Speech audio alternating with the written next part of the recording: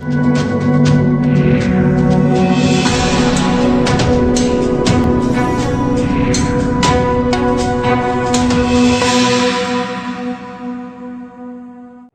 मैं मौजूद हूँ बलसवा डेयरी में और आज सुबह दिल्ली नगर निगम का दस्ता भारी पुलिस बल के साथ यहाँ पर पहुँचा। और आपको बता दें, जो बलसवा डेयरी है 1976 में बसाई गई थी, लेकिन 1978 में जब बाढ़ आई तो ये पूरा इलाका करीब 10 से 15 फुट पानी में डूब गया था, जिसके बाद दोबारा से इजाज़त दी गई कि बलसवा डेयरी को फिर से बसाया जाए। लेकिन 1982 के तूफान के बाद फिर यहाँ पर सब कुछ उजड़ गया और लोगों ने फिर एक बार मेहनत कर अपना आशियाना बनाना शुरू किया। लेकिन दिल्ली नगर निगम के दस्ते ने यहाँ पर लोगों को बोल दिया कि वो अपने मकान छोड़ दें और दिल्ली नगर निगम इस पूरे इलाके में डेमोनेशन करेगा। लेकिन यहाँ के स्थानीय लोगों ने हार नहीं मानी और दिल्ली नगर निगम की टीम के सामने एकजुट होकर खड़े हो गए और दिल्ली नगर निगम की टीम के साथ साथ भारी पुलिस बल का भी सामना किया। और आखिरकार दिल्ली नगर निगम की टीम को आज वहाँ से खाली हाथ जाना पड़ा और यहाँ के लोगों ने एक जीत हासिल की, जिसको लेकर आज यहाँ के लोगों से भी हमारी बातचीत हुई है और उन्होंने इस मामले को लेकर पूरी जानकारी दी और क्या है पूरा खेल, इसकी भी पूरी जानकारी दी है और किस एनजीओ के माध्यम से इन लोगों को यहाँ से हटाने की तैयारी की जा रही है, उसको लेकर भी बातचीत की गई है। मेरा नाम मासूम है। आज कोई भी सरकार हमारा साथ देने तैयार नहीं है। कोई भी सरकार, कोई तो साथ दे हमारा सरकार, कोई तो हमारे लिए लड़े, कोई तो आए सामने आए। हम किसान हैं, हम ही उगा रहे हैं, हम ही खिला रहे हैं, या आज हमारे खिलाफ ही हो रही है? हमारे घर तोड़े जाएंगे या हमारे पे बुलडोजर चलेगा? 1976 में जो बसे ना सबको लो ना, फिर जो उस टाइम पे जितनी कॉलोनियां बसी सबको लो, सबको बेघर करो। या सिर्फ हमारे पे नजर है, सिर्फ डेयरी वालों पे 11 डेयरियों पे नजर है सिर्फ उनकी? क्या कहेंगे सरकार को? बस ये कहेंगे कि हमारा साथ दे सरकार, हमें घर से न निकाले, हमें मालिकाना हक दे, जो उनका टैक्स बनता है वो हमसे टैक्स ले ले अपना। इससे पहले आपका पहले मालिकाना हक नहीं था? हमें अलॉटमेंट दी गई थी, जो पर्ची दी गई थी, उसके बाद हमसे टैक्स लिया गया। हमने टैक्स भी भर चुके हैं, आउट टैक्स हम घर का भर चुके हैं, अपने घर का टैक्स देते भी हैं, हर चीज पे हम टैक्स देते भी हैं। 10 साल आगे का दे रखा है। अजय जी, जहाँ कोर्ट ने ऑर्डर दिया है, क्या लग रहा है आप लोग कोर्ट गए दोबारा, आप लोगों की सुनी गई? हमारी कोर्ट में कोई सुनवाई नहीं। 16 तारीख की हमें स्थगित, जो हमारी तारीख थी उसे 16 तारीख को स्थगित कर दिया था और उन्होंने ये बोला था कि जब तक 16 तारीख की कोई तारीख नहीं हो जाएगी तो आपके यहाँ पे कोई तोड़फोड़ नहीं होगी, आप अधिग्रस्त नहीं करे जाएंगे आपके घर। और उसके बावजूद भी कल डीसी आके सुबह हमें ये बोल जाता है कि आप अपने घर खाली कर देना शाम तक 5 बजे तक, 6 बजे तक, रात तक, क्योंकि कल सुबह से ही आपके यहाँ तोड़फोड़ चालू हो जाएगी। हमें गुमराह कर दिया कोर्ट ने, बिल्कुल ना ही हमारा किसी चीज़ से सपोर्ट किया, बल्कि जिस चीज़ के लिए हम वहाँ गए थे उस चीज़ से हटके एक नया ही उन्होंने जो है कानून अपना लगाया। सुबह डीसी आके हमें क्या देखा जा रहा है, प्रधानमंत्री जी हर घर तिरंगा लगाने की मुहिम चला रहे हैं, वहीं लोगों को बेघर किया जा रहा है, क्या कहेंगे? तिरंगा तो जब लगाएंगे, जब प्रधानमंत्री हमारे घर ही जब नहीं रहेंगे, तो जब 15 अगस्त को देश आज़ाद हुआ और हमारी 15 अगस्त से आज़ादी हमारी पहले ही छीन ली जा रही है, हमारे बच्चों के, हमारी जो छत है हमारे सर से छत ली जा रही है इनसे। जो प्रशासन है या सरकार है, सरासर ये गलत कर रहे हैं। 1976 से हम यहाँ बसे हुए, हमारे बाप दादा यहाँ आए, तीसरी पीढ़ी हमारी यहाँ आ गई और खत्ता 1992 में जो ये हमारे सामने गिरने लगा, तब प्रशासन को ये नज़र नहीं आया कि इस खत्ते से जो यहाँ पे पशुपालन हो रहा है उसको दिक्कत आएगी।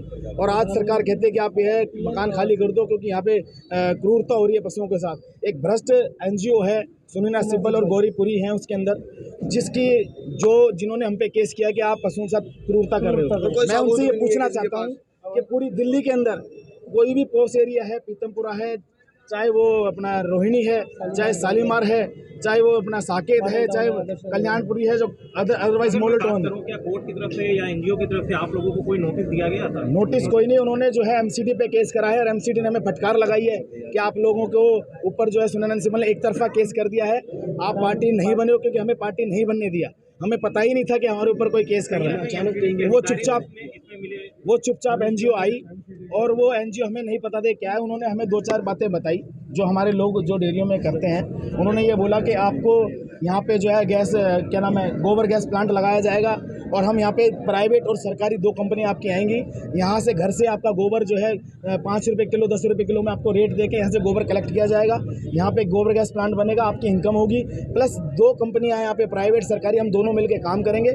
आपका मिल्क भी यहाँ से कलेक्ट करेंगे और आपको मिल्क के अच्छे पैसे दिए जाएंगे। और उसके बाद जो है वहाँ से जो हमारे गंदे फोटो साफ़ सुथरे, इतने गंदे हम भी नहीं, हमें पता है कि आज के दिन स्वच्छ भारत अभियान मोदी जी ने जो चलाया उसके तहत हम भी साफ़ सुथरा रखते हैं, लेकिन उसने ऐसी जगह से फ़ोटो ले ली जहाँ हमारा कोई मतलब नहीं। खत्ते पे हमारी गाय जाते नहीं, हमारा उस पर कोई छाप तो लगी नहीं कि भलसवा डेयरी की गाय है या गाजीपुर की गाय है। वो गाय पूरी दिल्ली में घूम रही है। मैंने जैसे आपको बताया कि पोस एरिया के अंदर शालीमार बाग, रोहिणी, साकेत ले लो, चाहे शालीमार बाग ले लो, पीतमपुरा ले लो, प्रशांत विहार ले लो, हर जगह कूड़े के अंदर गाय जो है कूड़ा खाती हुई नजर आ रही है। क्या वो सारी गाय जो है हमारी भलसवा, गाजीपुर, पूरी दिल्ली की 11 की 11 डेयरियों की हैं? ये सरासर हमारे पे झूठा इल्ज़ाम लगा के हमारी जगह पर माफियाओं की नज़र है सुनैना सिब्बल के साथ। और उन्होंने हमारे साथ ये इसलिए किया क्योंकि हमारी जगह दिल्ली के मेन बाईपास पे, दिल्ली के मेन सिटी रोड पे आ रही है। प्लस यहाँ पे डेवलप इतना तगड़ा हो गया है, मेट्रो यहाँ पे आ गई, सीवर यहाँ पे आ गया, आरसीसी यहाँ पे आ गई है, पक्के मीटर हमारे यहाँ 50 साल पहले 2003 में हमारे यहाँ लाइट आई, तब से हमारे लगे हुए हैं। हर किसी के डॉक्यूमेंट हमारे सबके यही के, ठीक है जी। तो कहने का मतलब ये है कि सरासर हमारे साथ बेईमानी हो रही है। ये माफियाओं की जो नज़र है हमारी ज़मीन पे ये टिकी हुई है, लेकिन हम इसको छोड़ेंगे नहीं, क्योंकि हमारी खून पसीने की कमाई है। हम ईंट से ईंट बजा देंगे, लेकिन इसे छोड़ेंगे नहीं। अगर इन्होंने यहाँ से भी हमारे साथ धोखा किया कोर्ट ने, तो हम आंदोलन कर देंगे। हमें मरना पसंद है, लेकिन घर छोड़ना पसंद नहीं। सवाल पूछना चाहता हूँ सरकार से। हम एक लोकतांत्रिक देश में रहते हैं।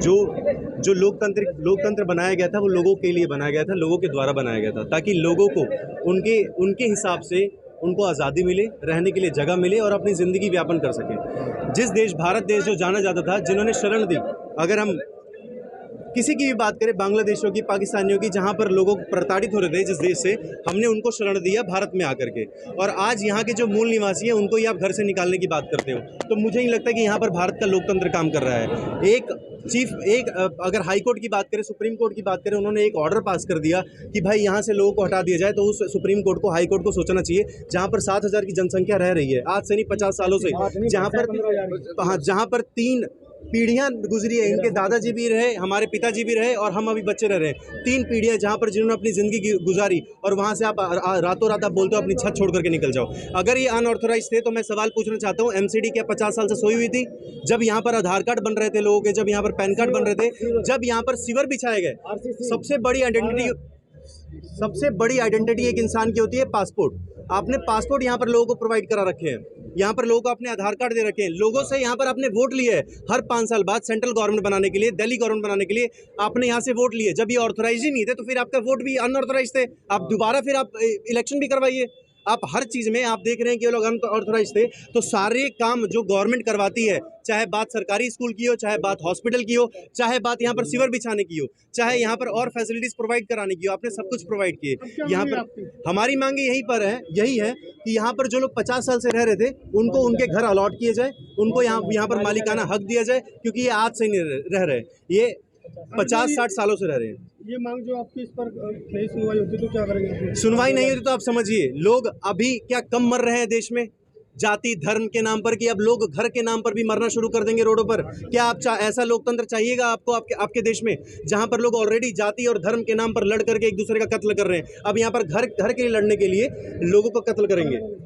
आखिरकार सबसे बड़ा सवालिया निशान खड़ा होता है उन सरकारों पर जो प्रतिवर्ष 5 साल में एक बार जो वोटिंग होती है, तो यहाँ के लोगों से भारी संख्या में वोट भी बटोर लिए जाते हैं और यहाँ पर विकास भी किए जाते हैं, लेकिन जीतने के बाद जो हालात अब यहाँ पर हैं उसको लेकर भी यहाँ के लोग लगातार सरकार से गुहार लगा रहे हैं कि आखिरकार सरकार इनकी ओर ध्यान दे और यहाँ से इनको ना उजाड़ा जाए। अब देखने वाली बात ये होगी कि आने वाली 16 तारीख को यहाँ पर डेमोनेशन होता है या फिर यहाँ के लोग एकजुट होकर फिर से दिल्ली नगर निगम की टीम का सामना करते हैं। दिल्ली से नीतीशान के साथ असल न्यूज़ के लिए प्रदीप जैन की रिपोर्ट।